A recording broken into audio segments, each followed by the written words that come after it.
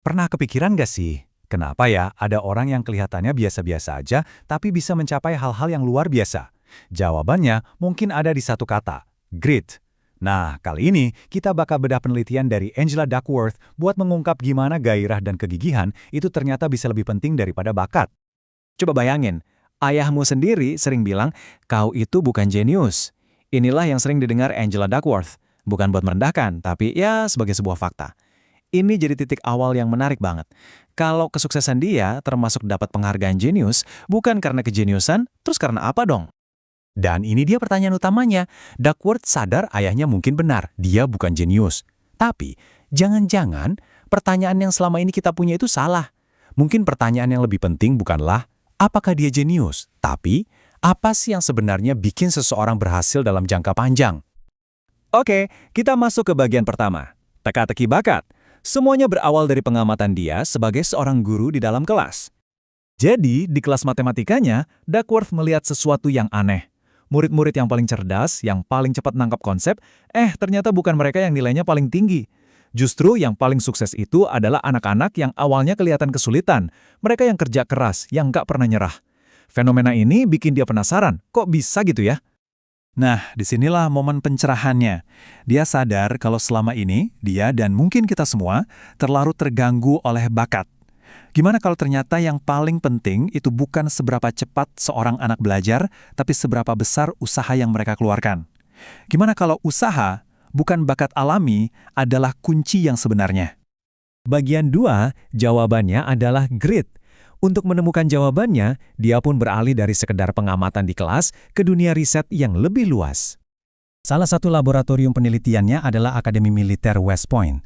Setiap tahun, kadet-kadet terbaik dari seluruh negeri masuk ke sini. Tapi, selama 7 minggu pelatihan awal yang super brutal, yang dijuluki Beast Barracks, 1 dari 5 kadet memilih buat berhenti. Ini kan tempat yang sempurna buat menguji apa sih yang membedakan mereka yang bertahan sama yang menyerah?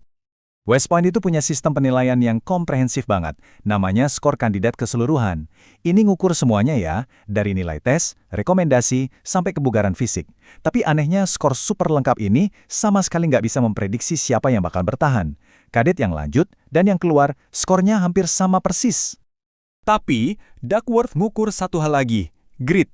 Dan hasilnya, wow, luar biasa. Skor grit terbukti jadi satu-satunya prediktor yang benar-benar akurat. Kadet yang bertahan punya skor grit yang jauh lebih tinggi daripada mereka yang menyerah. Jadi, bukan bakat atau kecerdasan, tapi gritlah yang jadi pembedanya. Jadi, apa sih sebenarnya grit itu? Menurut Duckworth, grit adalah kombinasi dari gairah dan kegigihan untuk tujuan yang sangat jangka panjang.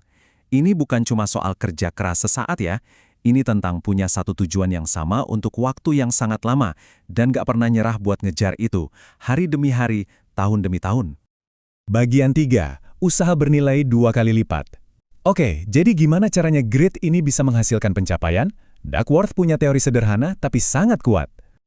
Rumus pertamanya gini, bakat dikali usaha sama dengan keahlian. Jadi, bakat itu cuma potensi awal. Tanpa usaha, ya bakat itu nggak akan jadi apa-apa.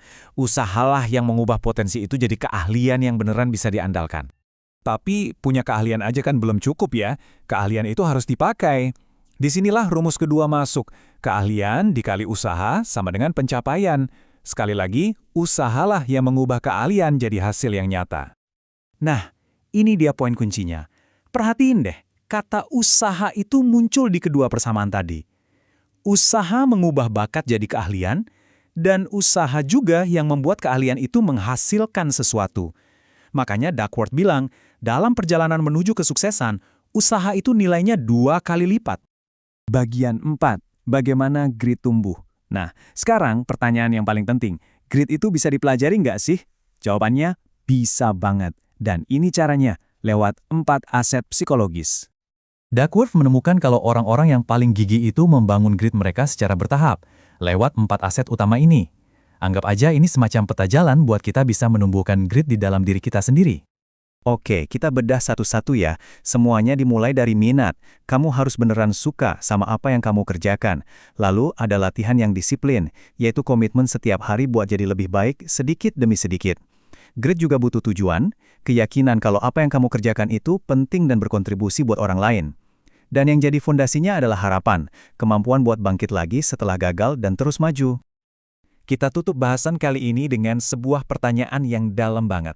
Pertanyaan ini pernah dilontarkan oleh seorang psikolog bernama Scott Barry Kaufman ke konselor sekolahnya.